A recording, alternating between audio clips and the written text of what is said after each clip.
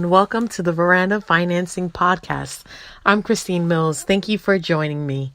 Today, I'm going to discuss why you should write a business plan. I know that a lot of us have been in business for a number of years, and you may be unsure of whether or not you should write a business plan. You may have heard countless successful entrepreneurs speak of never writing a business plan and yet being very successful. However, writing a business plan is still relevant today, whether you're a startup or you have a number of years under your belt. And I really want to go into the 5 reasons I think everyone should write a business plan. Number 1, it helps you get a clear picture of your vision.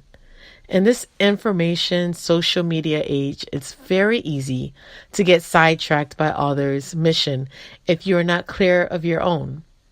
While writing your business plan, you're forced to ask the following questions. Number 1, why are you in business? 2, where do you want your business to go? 3, what is the mission of your business? And 4, what stage of your business you're in? Depending on how you answer these questions, you'll later be guided on what you should be focusing on at any given moment. For instance, if you are in the startup phase, your goals should really be spent on marketing and building up your customer base while getting customer feedback. Versus if you're in the mature stage of your business, you should be focusing on ways you'll build up your business while you're looking for an exit, or perhaps to start a new product to add growth to your bottom line. So it's very important to go through that first stage of helping you to get a clear picture of your vision. I remember when I first started my company, I would too get sidetracked. I'm like, oh, that sounds very interesting. Maybe I should do this, or maybe I should do that. And I had to ever so often come back to the real reason why I started Myranda Financing. And the real reason I started is because I really want this whole idea of financing your journey, your entrepreneur journey, your business, your passion, to not be so mysterious. It should be something that it's approachable for everyone. I started this company because I really do believe that everyone should be able to make money on their own terms. I started this company because I believe that entrepreneurship is not just for a few, it's for everyone. And I started this company because I believe that everyone should be able to pitch their product and everyone should be able to have a fair chance to get the right resources to grow their business. So if I find myself going through Instagram, going through Facebook, and getting sidetracked with people whose businesses seem so much more colorful and grand and interesting than mine, I have to take a step back and say, hey, okay, why did I really start this business? And is this going into the line that I really want to be? How does this fit into my overall vision? And I'm not saying I will never be able to do those things or those other interests I have, but right now this is my main focus, and that's what I'm going to focus on. And I think writing a business plan, 1, it really helps you get a clear picture of your vision. And when you're writing a business plan, you are actually forcing yourself to answer these questions. So I really think it's very helpful than just having it floating around in your head and winging it. And you can always come back to those questions you answered. Secondly, another good reason to start your business plan or to complete it is it helps you share your vision with interested parties. It helps you share your vision with interested parties. Entrepreneurs should always have their elevator pitch ready. And if you don't know what elevator pitch is, it's like literally if you're in an elevator with someone and someone says, hey, what do you do for a living? You could say within 30 seconds exactly what your business is about, who you're serving, and what your goal is. Every entrepreneur should be ready to say that.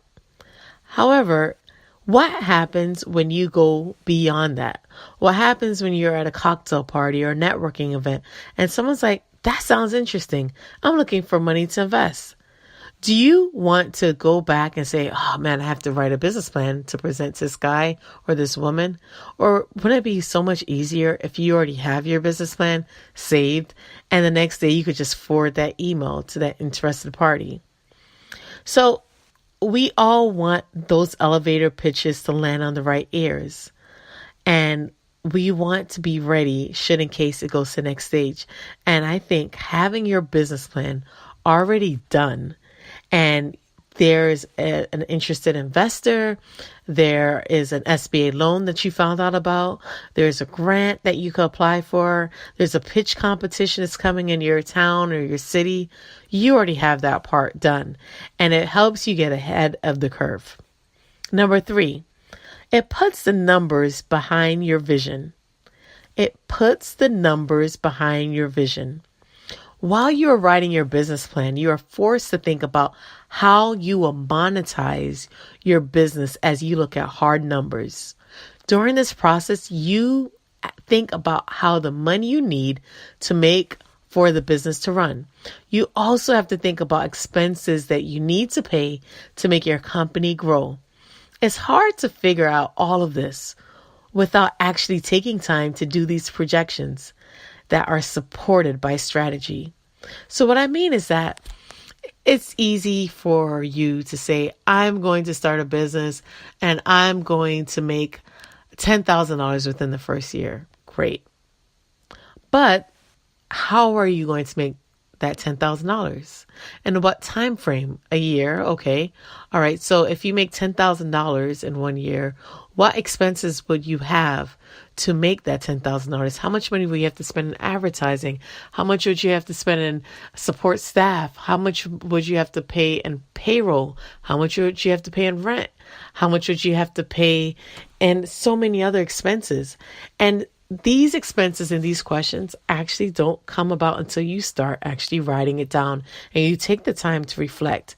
And also you can take the time to reflect on what you've already paid for some of us who are already in business. So when you're writing a business plan, it helps you really put the numbers behind your vision. And you might even say, wow, I didn't realize I'm not really making money from X. Maybe I might want to focus my energy on Y instead of X. And I'll say, so say for instance, you have a restaurant and you realize that, you're not selling as much burgers as you are selling salads. And by doing the numbers and putting the numbers behind your vision, you realize that your revenue is really consisted of 80% salads and 20% burgers. And your profit margin is so much higher with just the salads. You might see just by putting the numbers behind your vision that maybe it's best to focus more on my salads than my burgers. But if you don't really take the time to reflect, you might not know that. You might be so caught up in what your vision for the company is that you might not see what really makes sense. So that leads me to number 4. Number 4, writing a business plan helps you think of your exit strategy. Unfortunately, we can't all live forever, not together, but forever. And your exit strategy determines how you wish to run your business. If your goal is to go public and to be a publicly traded company, you will most likely have to go through various series of funding. So different stages of funding to get capitalization for your company so that it will grow rapidly. However, if your goal is to have a lifestyle business that allows you to live comfortably, bootstrapping may be more appropriate. Business planning allows you to constantly keep your end in mind. So when you are writing your business plan, and again, there's one thing I have to emphasize here. A business plan is a fluid document. It changes. It's an organism that constantly changes, evolves, it grows. So just starting the process of writing a business plan, you are going to have to revisit it depending on where you are in your career, your business, your life. And this is a prime example, your exit strategy. It'll make you think, okay, if I start this bakery, where do I want this to go? Do I want it to just be a bakery in my neighborhood that, I make $50,000 profit or $100,000 profit or $200,000 profit? I just want one store. Or do I want to franchise it? Or do I want it to be something privately owned that I own 10 bakeries and then I'm good? Or do I want to just have one and then I just have a lot of different activities coming from that one bakery and create like a movement to, baking whoopie pies? I don't know, but you have to figure out why are you in business, and based on the purpose, your purpose really defines your exit strategy. So if you want to make money and you say, I want to sell my company for X amount of dollars, $50 million or $100 million, you have to govern yourself accordingly. So knowing your end at the beginning is another way to frame where you're going.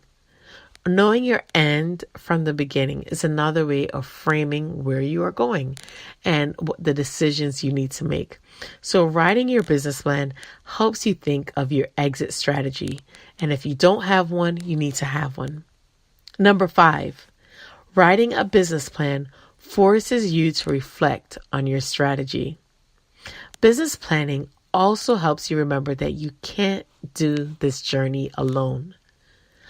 Again, business planning also helps you remember that you can't do this journey alone.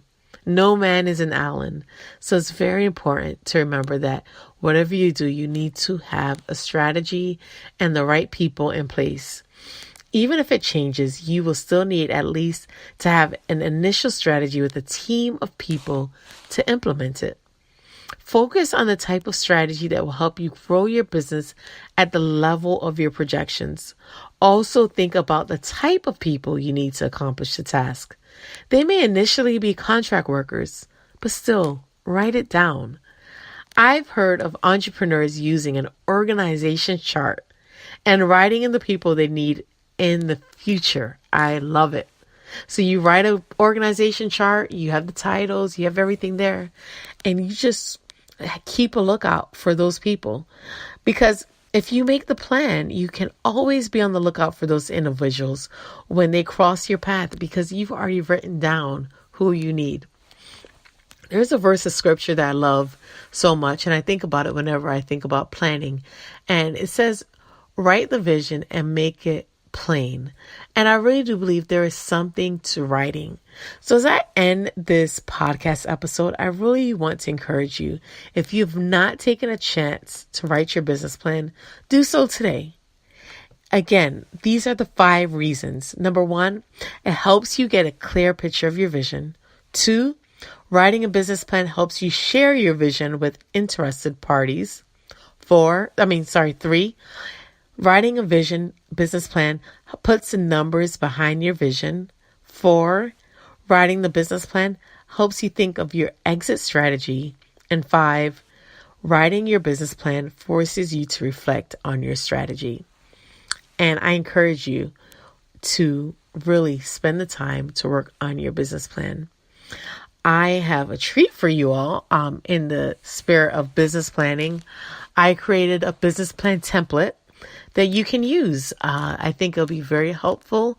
You can find it at MyrandaFinancing.com.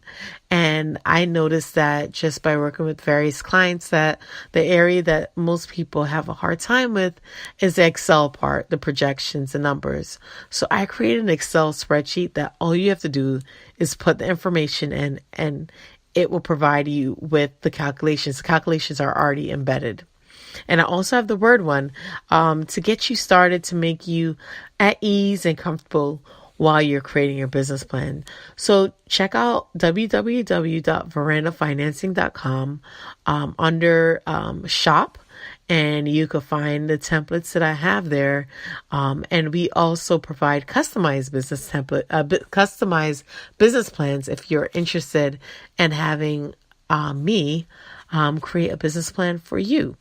I have years of experience of writing business plans. I've been in banking for a number of years, so I know exactly what banks and financial institutions and investors are looking for. So if it's something that you're interested in, please feel free to reach out to me. I could be reached at MyrandaFinancing.com, via Instagram, as well as my email at info@MyrandaFinancing.com, just to get you on the right track to make sure your business is being seen by the right people. Also, if you have not been able to do it, please subscribe to Myranda Financing Podcast. It will be a big help because it really helps other people see the podcast and get all the information that I provide on a bi-monthly basis. And I think it will be very, very helpful. And just to give us your honest review of the episode.